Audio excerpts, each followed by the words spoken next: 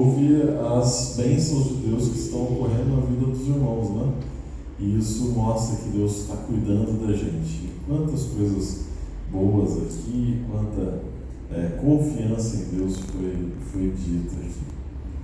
Eu escolhi falar um pouquinho hoje sobre uma história que você conhece bem, mas que traz para a gente, primeiro, confiança em Deus.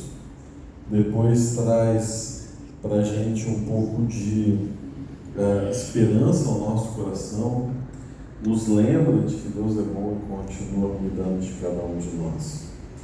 A gente vai falar um pouquinho sobre uma história que aconteceu com o profeta Elias. 1 Reis, no capítulo 16. Você está com a sua Bíblia aí? Abre ela, por favor, porque a gente vai ficar nesses capítulos aqui perto de 16, 17 de 1 Reis, onde nós vamos entender um pouquinho sobre uma história tão impactante da Bíblia. Enquanto você abre a sua Bíblia, eu queria lembrar você que, olha, sábado, o que a gente tem sábado? Santa Ceia. Chama os amigos. A gente vê que às vezes tem um sábado que vem algumas famílias, no outro sábado vem outras famílias, e não vem a do sábado anterior, né? A gente reveza às vezes. Vamos ver se nesse sábado vem todo mundo. Então, manda mensagem para as pessoas que você conhece aqui da igreja e diz: encontro marcado sábado. E eu mandei um videozinho lá nos grupos, depois vocês dão uma olhada. Tem uma tarefinha para a gente, que eu vou lembrar você amanhã e depois lá no grupo.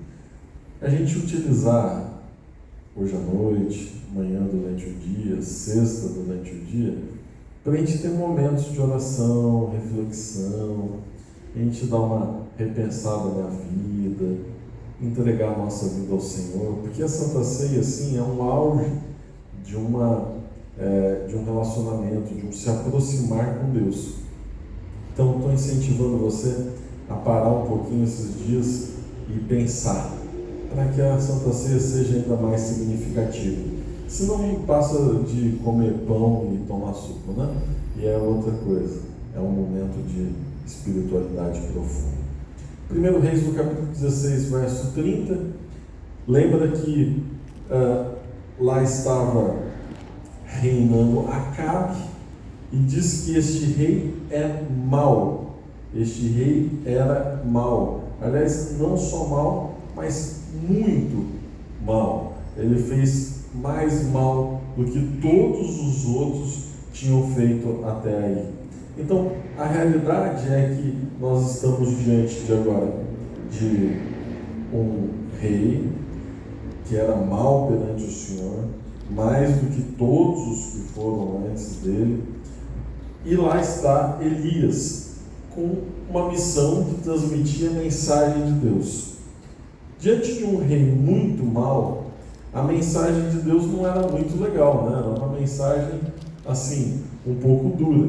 Então a gente vai para capítulo 17, verso 1, aonde Elias vai dar a mensagem de Deus, então, para o rei mau. Deus não se alegra com a maldade, tá? Deus não fica feliz com a maldade. Ele também não fica inerte diante da maldade. A gente tem visto muita coisa má nos últimos dias. Deus não está parado, sem ação diante disso. Deus executa sim a sua justiça. Então Elias, o tesbita dos moradores de Gileade, vai até Acabe, o rei, e disse: tão certo como vive o Senhor, Deus de Israel, perante cuja face estou, nem orvalho nem chuva haverá nestes anos, segundo a minha palavra. Bom, olha que interessante. Elias agora chega para o rei Acabe e diz: não vai chover mais.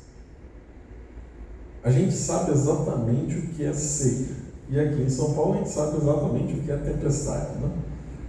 Seca, a gente tem visto os rios da Amazônia. Você já viu?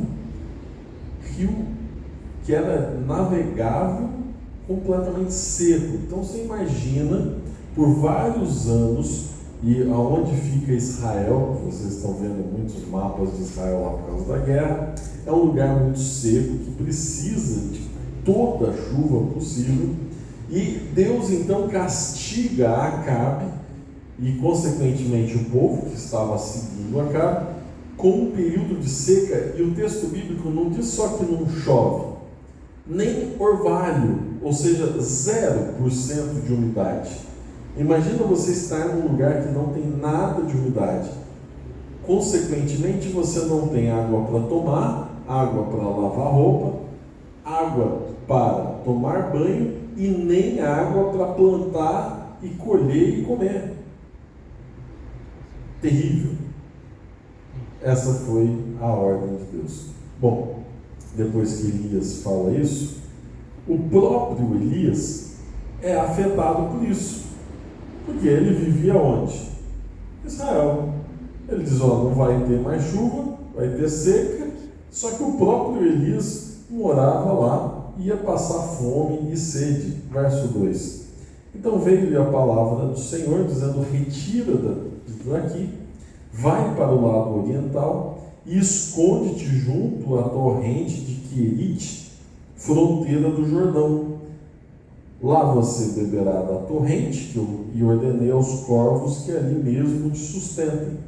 Então ele foi, pois, e fez segundo a palavra do Senhor. Ele retirou-se, habitou junto à torrente de Querite, fronteira ao Jordão. Os corvos lhe traziam de manhã pão e carne, como também pão e carne ao anoitecer, e bebia da torrente. Bom, Deus é bom demais, certo? Amém. Mesmo em meio à seca, não tinha nada para plantar, nada para comer, nada para beber, Deus dá o segredo de um lugarzinho no mapa. Sempre tem esses lugarzinhos que pega mais chuva, que guarda a água, e aí ele disse, vai para aquele lugarzinho, fica do lado do riacho que eu vou te dar água fresca, e eu vou te dar pão e carne. Olha, hambúrguerzinho de manhã e à tarde. Deus é tão bom que ele guarda Elias de toda aquela seca. Mas repare numa coisa, a gente não quer só a bondade de Deus, né? A gente não se satisfaz só com o básico que Deus dá. Normalmente o que a gente quer? Luxo. A gente quer muito. Não basta ter comida, tem que ter banquete. A gente precisa ostentar. E aí as pessoas ficam horas no telefone vendo fotos de pessoas em lugares paradisíacos, pessoas muito bonitas, com carros muito caros, e pensando, puxa, como eu seria feliz se eu estivesse naquele lugar. Mentira. Primeiro que aquelas fotos são todas falsas, tá? É tudo ensaiado. Não tem nada de verdade, né? Segundo, que isso não é felicidade. E Deus nunca prometeu para você luxo, nunca prometeu para você exuberância, mas Ele prometeu para você que no meio da seca não faltaria pão, Glória a Deus. não faltaria água para você. O problema é que a gente está desfocado, e aí a gente acaba ficando chateado com Deus. Mesmo o pouco que Deus estava oferecendo para Elias, no verso 7, acaba. Mas passados os dias a torrente secou, porque não chovia sobre a terra. Então aquela reserva de água ali subterrânea que brotava naquela região e que sustentou Elias por vários dias, uma hora secou. Não tinha chuva, uma hora acabou. Quando acaba? Quando vem o anticlímax e parece que as bênçãos se foram, qual é a nossa reação natural? Reclamar, certo? Está em seca, está dando problema em todo lugar, mas na sua casa Deus ainda está dando água e pão para você. Não é muito, não é luxo, mas Ele está te sustentando. De repente acaba. A gente se esquece que a gente está no meio da seca, de que Deus nos sustentou até aquele momento. O que a gente faz? reclama. Diz: ah, Senhor, não era para me sustentar? Acabou. Elias não tinha mais o que comer e não tinha mais o que beber. Deixa eu te contar uma historinha enquanto isso. No fim da Segunda Guerra Mundial, eles começaram a mandar aviões para algumas regiões por cima do oceano, no Pacífico, no sul do Pacífico.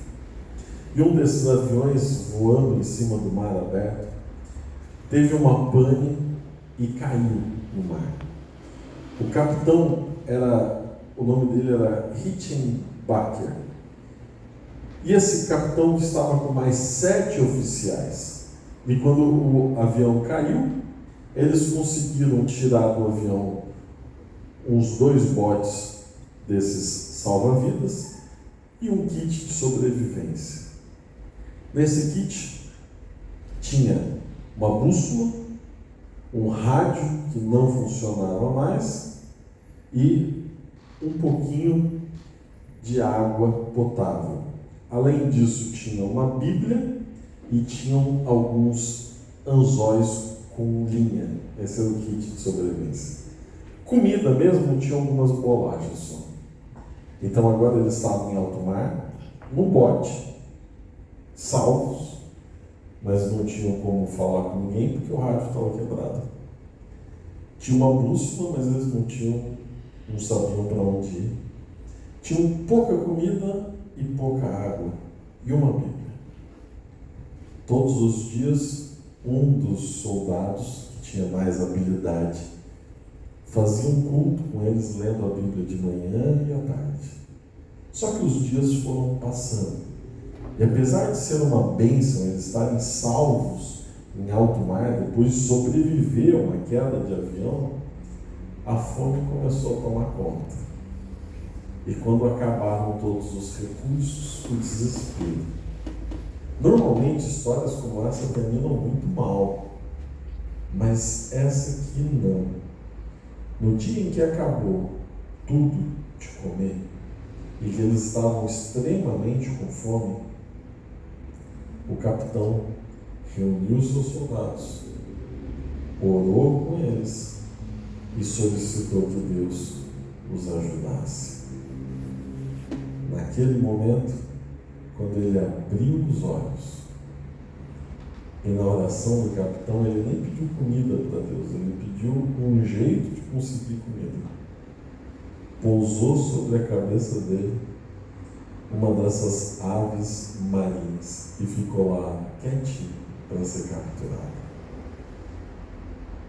Eles capturaram essa ave, que pousou por um milagre no meio do oceano aberto, na cabeça do capitão, e dela eles fizeram várias iscas, e isso os alimentou por todo o tempo até serem resgatados, porque eles tinham uma linha, um anzol, pegavam uma isca, jogavam, pegavam um peixinho e se alimentavam de sushi, aquele sashimi, aqueles dias todos. Sabe, quando eu li essa história que está relatada num desses livros sobre oração, eu pensei exatamente na situação de Elias. Deus não dá luxo, Deus dá o que a gente precisa, mesmo quando aquele pouco que a gente tem acaba, Ele dá o mínimo de condições para a gente continuar sobrevivendo. O necessário. Às vezes nem é o pão pronto, às vezes é uma isca para colocar no anzol. Ele deixa que a gente participe da bênção. Essa postura inativa de apenas esperar o que vem pela frente, exigir o que Deus tem que fazer, não é bíblico. Bom, verso 8 e 9, Deus dá uma outra solução, porque Deus está do lado de Elias. Então lhe veio a palavra do Senhor dizendo: dispõe-te e vai para outro lugar, para Sarepta, que pertence a Sidom, e demora-te ali onde ordenei a uma viúva que te dê comida. Então você vai agora para Sarepta, você vai encontrar uma viúva e ela vai te dar comida. Elias ia ter que depender de outra pessoa, numa terra que era em outro lugar e não era a terra de Israel. Verso 10, ele vai a Sarepta, chega à porta da cidade e realmente estava ali uma mulher viúva apanhando lenha. Quem apanha lenha é para fazer o fogo, então ela ia fazer comida. E ele a chamou e lhe disse: traze-me, peço-te uma vasilha de água para eu beber. Indo ela buscá-la, ele a chamou e lhe disse: traze-me também um bocado de pão na tua mão. Pronto. Deus disse: vai até lá, você vai encontrar uma viúva, ela vai te dar comida. Ele chega na cidade, tem uma viúva que Deus prometeu, tudo está dando certo, e ela está pegando lenha para fazer comida, então ele pede água, ela vai buscar água, ela volta, ele diz: me dá o pão também, vamos fazer aqui uma refeição excelente. Tudo dá certo. De novo, Deus utiliza meios que a gente não conhece, e nem tudo dá certo, porque no verso 12, porém ela respondeu: tão certo como vive o Senhor teu Deus, nada tenho cozido. Há somente um punhado de farinha numa panela e um pouco de azeite numa botija. E vês aqui, apanhei 2 cavacos e vou preparar esse resto de comida para mim e para o meu filho. Comê-lo-emos e morreremos. Aqui começa a história de uma outra família. Essa família agora está também passando por um problema gravíssimo. Uma mulher na época de Elias, sem o esposo, passava fome. Machismo estrutural fazia com que as mulheres não pudessem trabalhar para se sustentar. Então, se uma mulher com um filho pequeno morasse sozinha, sem parentes para sustentá-la, ela ia passar fome. Num período ainda de crise, de seca, pior ainda. E lá estava essa mulher que cria em Deus, tanto que ela fala em nome do Senhor, de que ela não tinha mais alimento, e essa mulher precisa de um milagre na vida dela. E Elias pedindo pão é o milagre que ela está pedindo para Deus. Ela pediu para Deus pão, e Elias veio e ia tirar o único pão que ela tinha. Olha que contrassenso. Mas é assim que Deus faz. Ele coloca a gente um na vida do outro para a gente abençoar. Mesmo que às vezes pareça que a gente está atrapalhando a vida dos outros. Ela não tinha nada mais. O seu único filho. E ela ia morrer de fome naquele dia. Se não fosse Elias. E lá está Elias pedindo tudo que ela tinha. Tem hora que Deus pede tudo que a gente tem, até aquilo que vai nos fazer falta. E a gente não entende. Por que, Senhor? Porque Ele tem muito mais para nos dar. Amém. Verso 13, Elias lhes disse: não temos. E eu gostaria de fazer das palavras de Elias as nossas hoje. Não temos. Vai e faze o que disseste. Mas primeiro faze dele para mim um bolo pequeno, traz-me aqui fora, depois farás para ti mesmo e para o teu filho. Quando Deus pede de nós, faça, e não vai faltar. Porque Deus tem muita bênção para nós. Lá está Elias, o servo de Deus, pedindo que ela confie no Senhor. Se nós confiarmos, Deus vai nos recompensar. Bom, ele completa, porque assim, verso 14, porque assim diz o Senhor, Deus de Israel: a farinha da tua panela não se acabará, e o azeite da tua botija não faltará, até o dia que o Senhor fizer chover sobre a terra. Ela não tinha uma porção de pão, mas Deus agora promete para ela que aquele pão vai render para sempre, até a seca acabar. Ela ia ter alimento suficiente para ela e para o seu filho, porque ela estava disposta a obedecer ao Senhor. A pergunta é: nós estamos dispostos a obedecer ao Senhor hoje? Nós estamos dispostos a obedecer até as ordens mais diferentes de Deus? Verso 15, ela foi lá e fez. Ela deu primeiro a comida para Elias. E Elias, na verdade, ficou morando com ela. Verso 16, da panela e farinha não se acabou, e da botija o azeite não faltou, segundo a palavra do Senhor, por intermédio de Elias. Tem coisas que a gente não entende, né? Então tem lá uma porção de farinha. E aí a mente humana diz, isso aqui, se eu tirar, acaba. A gente pode fazer a mesma coisa em relação à conta bancária, né? Tem lá a conta bancária, mas eu vou tirar esse dinheiro, vai acabar. Os recursos não vão dar. Eu não vou conseguir. Mas ela tirava a farinha e tinha mais farinha. Ela tirava o azeite e tinha mais azeite. E não acabava. Você não está lidando com farinha e azeite, você está lidando com o Senhor nosso Deus.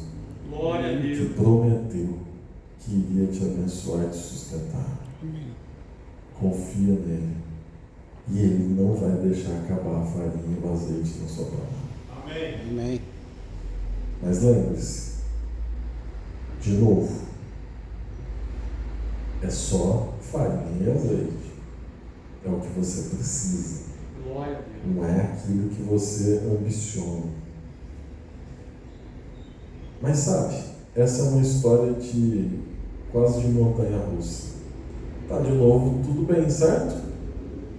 Aquela viúva que tinha só o seu filho na sua vida, ela ia morrer, o filho ia morrer, ela ia perder tudo, e Deus deu alimento para ela. E agora ela hospeda um servo de Deus, um mensageiro do Senhor na sua casa, e está tudo bem para ela, para o filho e para Elias. Mas enquanto nós estamos aqui nesta terra, nesta realidade, fica tudo bem? Você encontra a solução para todos os seus problemas? Você está doente hoje, pede para o Senhor, Ele te cura. Então nunca mais você vai ficar doente. É isso que acontece? Não. Você tem uma conta para pagar, você pede para o Senhor, paga a conta e nunca mais vai ter conta, né? Aí não vai esquecer você. Vai dizer, não precisa mais. A gente vai fazer de graça para você. Não, amanhã tem de novo. Essa é a vida enquanto Jesus não volta, a gente tem que lidar com o problema todo dia. E então, o mesmo Elias que estava na seca, Deus levou para a beira do ribeiro. Acabou a água lá, levou para a casa da viúva. Chegou lá, está tudo bem, mas vai dar problema de novo. Por quê? É uma vida no meio do pecado. Tem problema toda hora. Mas o Deus que sustentou lá, o Deus que trouxe para cá, o Deus que está multiplicando a farinha no pote, é o mesmo Deus que agora vai atuar na vida daquela mulher de novo.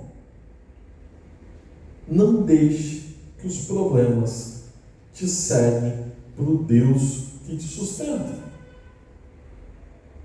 Verso 18, 17. Depois disso, adoeceu o filho da mulher, da dona da casa, e a sua doença se agravou tanto que ele morreu. Eles iam morrer por falta de comida. Deus vai lá e dá comida, então o filho não morre. Mas ele vem e morre de doença agora. Ela perde tudo que ela tinha. Se ela estava com medo de morrer alguns versos atrás, agora ela está diante da morte. Então, ela corre até Elias e diz, que fiz eu, ó homem de Deus? Vieste a mim para trazeres à memória a minha iniquidade e matares o meu filho? Ela se esquece de que tempos antes Deus estava fazendo milagres, ainda a sua botija naquele dia tinha farinha e azeite, porque Deus estava sustentando. Não pense como ela, dizendo, Deus me abandonou, ou Deus está me castigando. A Bíblia não apresenta um Deus que castiga. Deus não te castiga, Deus te salva. Verso 19. Elias disse, dá-me o teu filho. Tomou dos braços dela, levou para cima ao quarto, onde ele mesmo se hospedava, deitou em sua cama, então clamou ao Senhor. O verso 20 é o segredo para toda essa luta.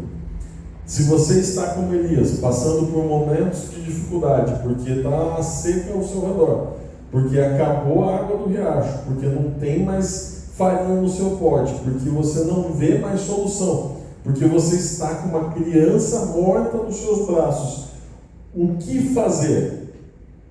Reclamar? Não. Falar mal dos outros? Não. Se desesperar? Não. Abandonar a igreja? De jeito nenhum. Clama ao Senhor. A gente não está num culto de oração? Amém. Clama ao Senhor. Ele disse: ó Senhor, meu Deus, também até esta viúva que me hospeda afligiste, matando-lhe o filho. Gente, Elias é meio grosseiro aqui nessa oração, não? Forte. Essas palavras para Deus. Desde que você esteja falando com Deus, abre o coração e fala o que você está pensando. Glória a Deus. A gente fica falsificando, né? Eu vou falar bonitinho porque eu estou aqui diante de Deus. Não, fala o que você está sentindo. E ele lhe disse: dá-me o teu filho. Verso 21. E estendendo-se 3 vezes sobre o menino, clamou ao Senhor e disse: ó Senhor meu Deus, rogo-te que faças a alma deste menino tornar a entrar nele.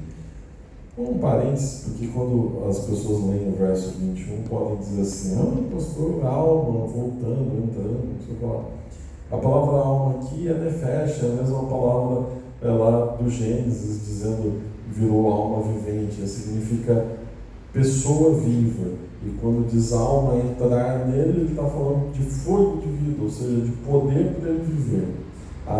É que a linguagem de Elias é a linguagem bíblica, então ele não está se defendendo das ideias equivocadas sobre do helenismo lá, do futuro ainda, em relação a essa época de Elias. Então, Elias usa a palavra bíblica para fôlego de vida e chama o menino de volte a viver.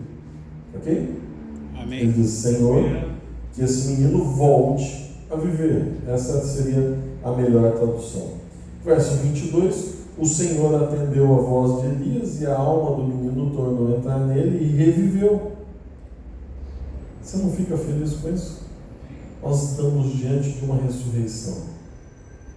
Aqui está mais uma prova do amor de Deus. E quem sabe uma prova definitiva, porque nos lembra do momento final da história, onde aqueles que crerem em Cristo ressuscitarão primeiro. Amém. Lá está agora o menino com vida.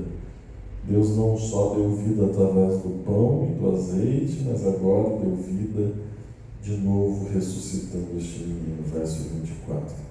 Então a mulher disse a Elias: nisso conheço agora que tu és homem de Deus e que a palavra que sai da tua boca é verdade. Que hoje sejamos reconhecidos como homens e mulheres de Deus, porque nós cremos em Cristo, porque em meio à seca ao nosso redor, nós confiamos que o Senhor vai nos sustentar. E mesmo que acabe a água do riacho, mesmo que acabe a farinha no pote, mesmo que enfrentemos a morte, no fim, em Cristo somos mais do que vencedores por meio do seu amor. Não se esqueça disso. Amanhã, quando você acordar e tiver uma multidão de problemas, lembre-se de Elias, dobre seus joelhos, clame ao Senhor e espere que Ele vai te sustentar. Amém. Gostaria de convidar você para ficar em pé, para nós falarmos com Ele, entregarmos nossa vida ao nosso Salvador.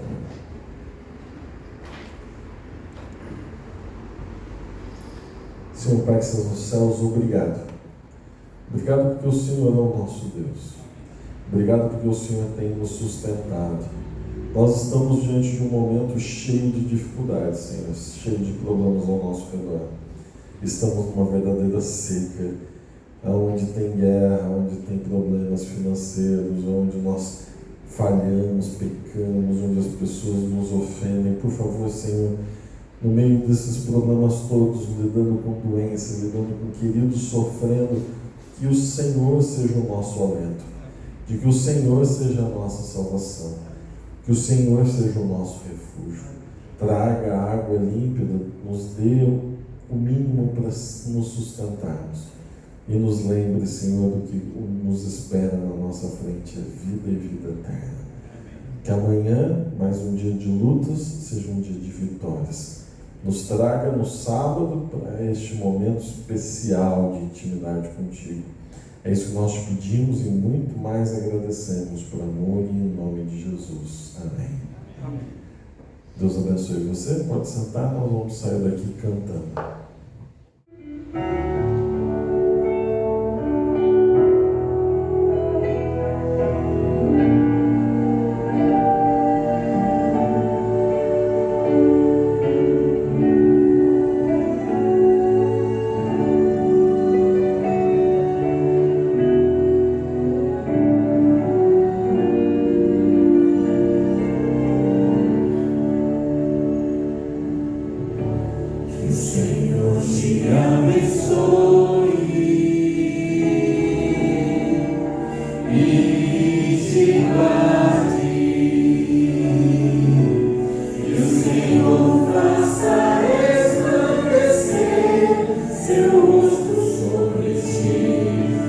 Hey.